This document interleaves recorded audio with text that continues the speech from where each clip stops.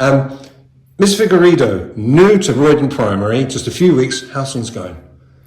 I can't remember a life before Roydon. It's been 3 weeks. Spent the time getting to know the children, getting to know the staff, getting to know the wider community.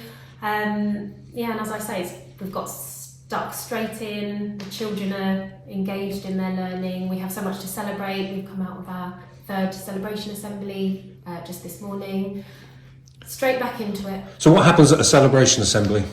We like to focus on our core values, so we use Earth to remind us of those values, and teachers spend the week picking out children who have showcased those values. So today, for example, there was lots of achievement to celebrate, loads of achievements across subject areas, children showing resilience, and there was a lot of teamwork as well, and we highlight those individuals. They come up, they receive a certificate that's been issued by the class staff, a round of applause from everyone, and it's just a way of highlighting what's going on in school. We're looking to branch out further. We'd like to find out about our children's achievements outside of school, so that an invitation has gone out for them to share those moving forwards. I hope this doesn't sound like too blunt a question, but why? Why do you feel that's important? Because it just gives a real purpose to what we do, and these shared values. We are all looking out for our Earth values in amongst daily life, whether that be in the classroom, out on the playground, and everyone is doing that. All the adults are doing that, and it just brings us together, gives that sense of community within the school, and shows the children that we are always looking, and we're always looking to celebrate. You say Earth values. What does that mean? So empathy. We're looking for children showcasing that both in the lesson and outside of the lesson. Achievement, as I say, that's been a real strength this week. Resilience, again, was highlighted more often than not in today's assembly. Teamwork, and then health. These are all emotional issues, but you're developing future adults, aren't you? So that's, you get this between the age of 5 and 11, they've got a good crack at the future life. Yeah, and I think that's very much about what we are trying to do here at Roydon at every stage, preparing children for the next stage in their journey, wherever their starting point is. So it all brings it all together. And is it a sort of question of happy student, happy learner? Absolutely. I think children are not going to learn academically if they're not ready to learn. We need to create that safe, happy, nurturing environment first. Children are ready to learn, and then off they go, they flourish. But as I came in, there's a lot of building going on. What's the building going on? There is. We've got a brand new roof coming, and the works are anticipated to end by October half term. We're looking forward to the scaffolding coming down and having our beautiful building back. Solar panels as well. So. And you've got open events going on. What do you hope that people get out of it when they come and see the school, the place their child might be here for 6 years, 7 years?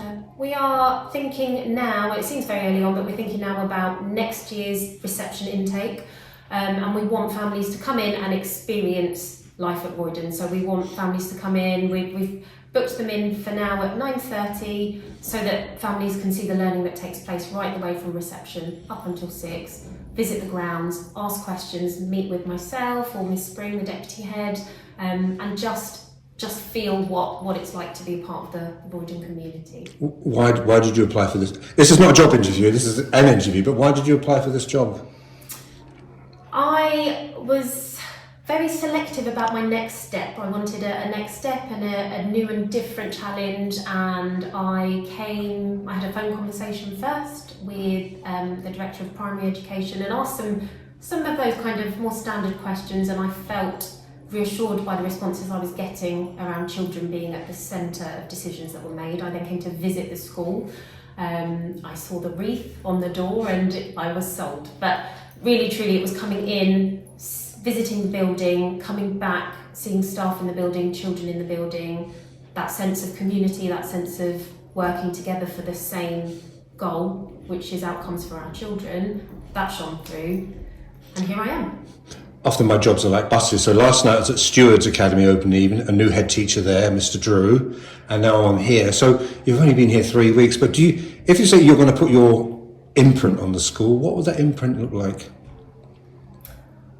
I would say it's this, and it's something that I shared with staff on our inset day. I think we're thinking about those small steps that culminate to achieve excellence. and that's excellence across all of school life. So we're thinking about pupil behaviour, pupil outcomes, curriculum entitlement, wider opportunities, staff wellbeing, pupil wellbeing, involving the community in school, involving ourselves outwardly, excellence, and working together to achieve that for everyone. I guess we've talked about emotional well-being and self-esteem and reliance and earth values, but again, I guess we go back to the core subjects. Maybe I'm asking the question from an old-fashioned perspective. Those core subjects of English and maths and history and science, they're still core to your school, aren't they?